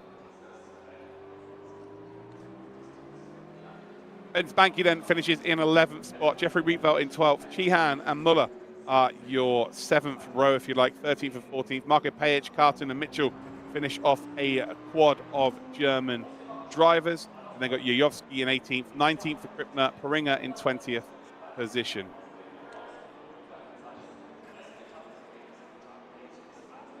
And then you got the rest of the drivers there. You've got Blyer, Dreys, Delorme, Ottaviani, Hasser, Kunze, Hugvelt, Shinchik, and Vermeulen. That is your drivers there, Connery. Pretty impressive stuff, to be completely honest. We've got the graphic up there now. DTM eSports champion Tim Yarshall, very much deserved. Then you've got Nikodem Wisniewski, who finished in P2, and then Kevin Siggy, who managed to finish in P3. It's definitely an old picture of Tim, by the way. We saw him with long hair a minute ago. But like I was saying, Connery, and just keep that graphic on screen for the rest of the broadcast, if you may. Don't worry about our faces. Those three deserve to have their praise. It was done in the first 10 rounds this season. Today wasn't great. And actually, we've got Nikodem. Let's just pop him in really straight away. So we've got our vice champion of the championship, Nikodem. First of all, congratulations. I know you're not going to be feeling maybe the greatest today. But ultimately, you gave us a fight, which I'm super, super happy to have seen. I didn't think it's going to be as close as it was coming towards today, and you've done a sensational job. So first of all, congratulations, and maybe shed some light on how you're feeling about the whole process of the season. Yeah, thank you. To be honest, after what happened the rounds before, with my bad luck, with everything, connection issue, then safety car taking my spot that I couldn't join qualifying. So bit of everything, bit of bad luck, but then I showed good pace, I think, and everything that I was preparing for works out in the quali. So I'm very happy about that. Even now at Hockey, in the second quali, I did my PB. So like it never happened in my. I mean, maybe someday it happened 5 years ago that I did my PB in quali, but yeah, super happy about my performance, and I think Tim deserved the championship. He was very, very consistent. I think I was just equal on pace with him, but I mean, some kind of bad luck and it didn't work out. But yeah, I mean, before the round, I wasn't expecting to fight for the victory. After race one, I saw that he's a bit further back, like P15 or something, so the pressure was on him. But he handled the pressure really well in the main race, and he was able to secure a good place to get the championship. And yeah, as I said, like I'm happy to be the runner-up. Of course, second is the first loser, but I mean, in general, I feel that it was a good season, and looking forward for the next big competition that we are preparing for. So yeah, I mean, in general, happy, but of course, can be better. Yes, of course. It's there was a glimmer of hope in that race, wasn't there? After that race one, Tim falling down the order a little bit, and giving you a couple more points to your name. But did you feel very slightly hopeful after that race one, or did you think, yeah, Tim still has this one? Yeah. I mean, after race one, the pressure was on Tim, right? I mean, it was 20-something points. So if I'll be just in the front, he would need like P12, something like that. So I mean, it's not that hard to be P12, right? In that grid, I mean, one slightly mistaken quality and you start outside of the top 10. But yeah, to win the race today was almost impossible. I mean, you saw the pace of BMWs. That was crazy.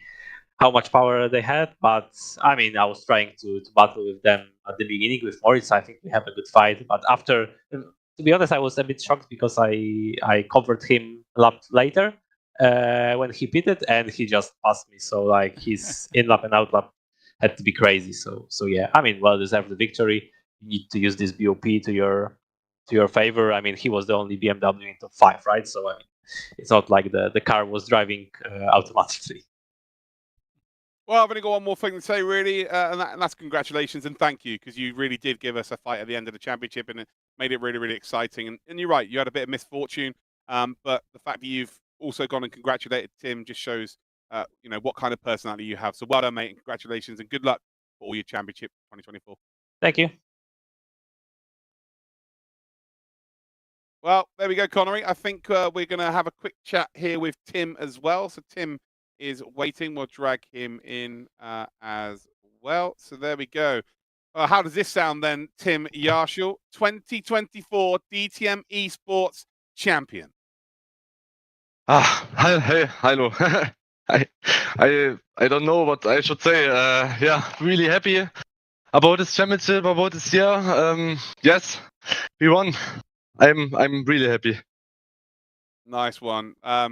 You've given us an incredible season. I will say that now. I will say one thing. Like I've just mentioned, it was about the 10 races prior to today. Today was one of those where you just needed to get across the line.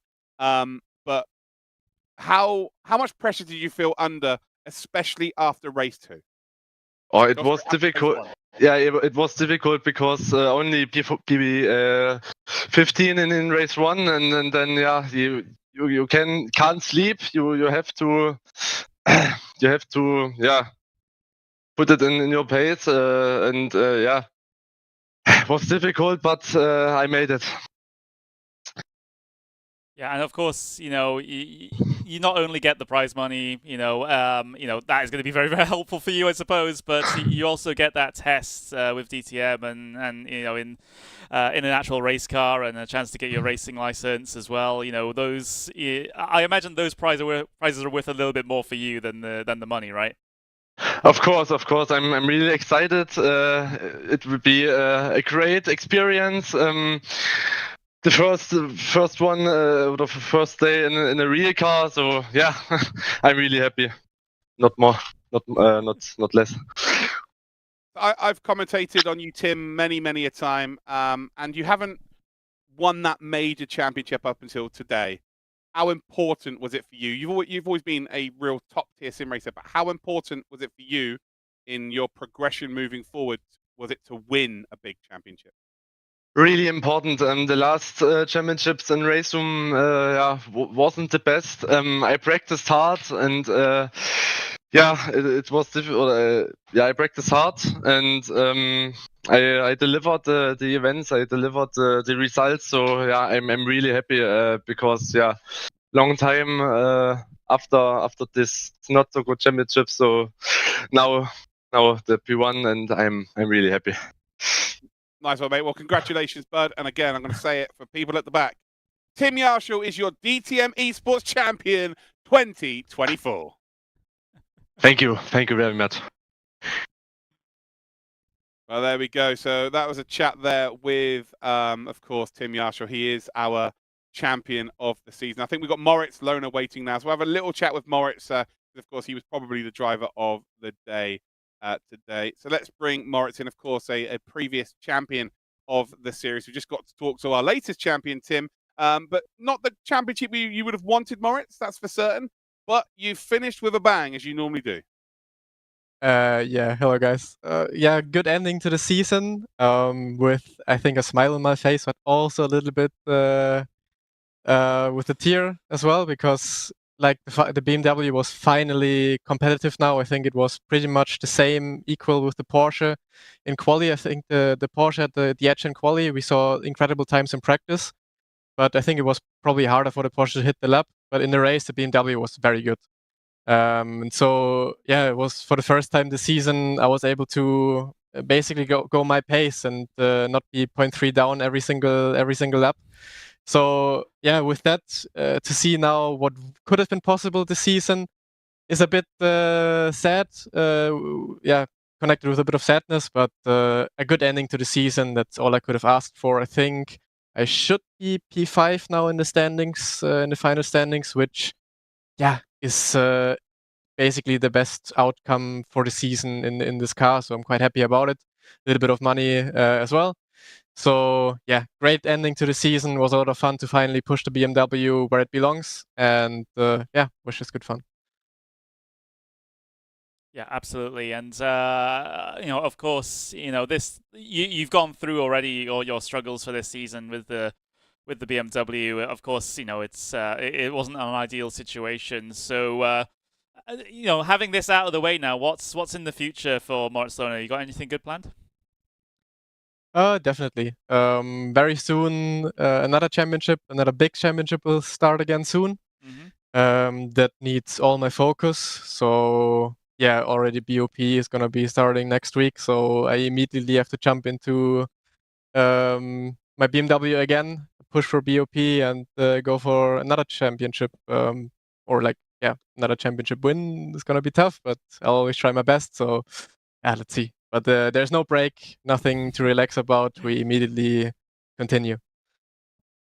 Well, from one champion to another, I would like to ask for your advice for Tim. I made out I was a champion then. It's not me.